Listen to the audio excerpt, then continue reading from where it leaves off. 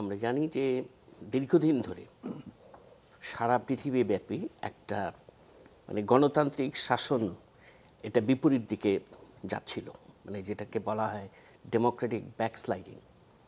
এবং আমাদের বিভিন্ন দেশে এর চর্চা আপনার অবনতির দিকে যায়, এবং এটার এই প্রেক্ষাপটে আমরা এই দেশগুলোতে দেখেছি যে দীর্ঘদিন ধরে স্বৈরচারী শাসন, বিশেষ করে আমরা বাংলাদেশে দেখলাম যে 2008 বা 2009 থেকে বাংলাদেশে দীর্ঘদিন ধরে প্রায় 14 বছর যাবৎ একটা স্বৈরাচারী, একটা গণতান্ত্রিকভাবে নির্বাচিত একটা সরকার ধীরে ধীরে তার গণতান্ত্রিক পরিচয় থেকে স্বৈরশাসকে রূপান্তর হলো।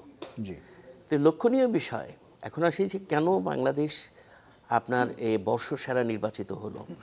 আমি যদি দেখি যে সিরিয়ার উদাহরণটাকে যদি সামনে রাখি, যে সিরিয়ার এই পরিবর্তনের পেছনে যেমন একটি সশস্ত্র গ্রুপ যারা এই আসাদ বিরোধী আন্দোলনে সক্রিয় ভূমিকা রেখেছে, একই সাথে আমরা লক্ষ্য করেছি বিশেষ করে আমেরিকার ইন্টারভেনশন বা তার ফোর্স দিয়ে যে ওখানে অবস্থান করা, অ্যাট দি সেম টাইম ইসরায়েলের ইন্টারভেনশনও এখানে একটা পরোক্ষ ভূমিকা রেখেছে।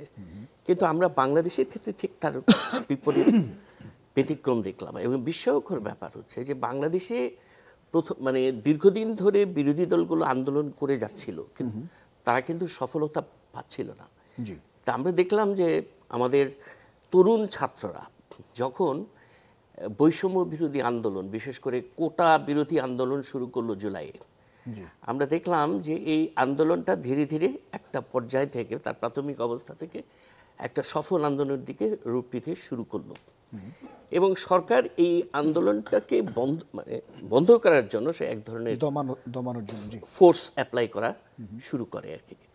আপনি খেয়াল করে দেখবেন যে এই আন্দোলনে যে সকল তরুণ নেতৃত্ব দিয়েছে এদের বয়স কিন্তু প্রত্যেকের 20 থেকে 25-এর মাঝামাঝি। এটা ছিল একটা ইউনিক ঘটনা। আমি বলবো যে এটা পৃথিবীর আর কোথাও এরকম ঘটনা আমি প্রত্যক্ষ করি নাই। কিন্তু তারপরে দেখলেন যে এই আন্দোলনের চরিত্রটা কিন্তু পুরোপুরি রাজনৈতিক না, যদিও কোটা বিরোধী আন্দোলনের একটা রাজনৈতিক বৈশিষ্ট্য আছে, এটার একটা রাজনৈতিক মাত্রাও আছে, কিন্তু এটা পুরোপুরি রাজনৈতিক আন্দোলন না। এটা শুরুটা হলো এটার যে চরিত্রটাকে যদি আমি ব্যাখ্যা করি, এটা একটা সামাজিক আন্দোলন যার একটা রাজনৈতিক বৈশিষ্ট্য ছিল।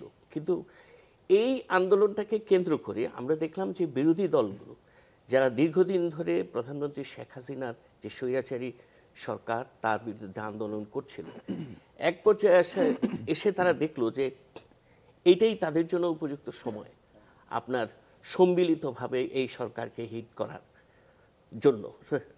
সে কারণে আমরা দেখলাম যে একটা পর্যায়ে এসে বিশেষ করে যখন ছাত্রদের উপরে ভায়োলেন্স করা হলো, ওই ভায়োলেন্সের পরে এই আন্দোলনটি একটা রাজনৈতিক চরিত্র রূপ লাভ করলো। এবং সেই মুহূর্তে এসে আমরা দেখলাম যে সকল রাজনৈতিক দল ছাত্রদের এই আন্দোলনের সাথে যুক্ত হয়ে গেল, একাত্মতা ঘোষণা। তো আপনি কি বলছেন যে এই যে তরুণ ছাত্রদের জন্যই কি আসলে বর্ষসেরা হবার ঘোষণাটি এসছে? আমি মনে করি এটা একটা গুরুত্বপূর্ণ বৈশিষ্ট্য, এবং এই আন্দোলনের চরিত্রটা আরেকটা গুরুত্বপূর্ণ বৈশিষ্ট্য।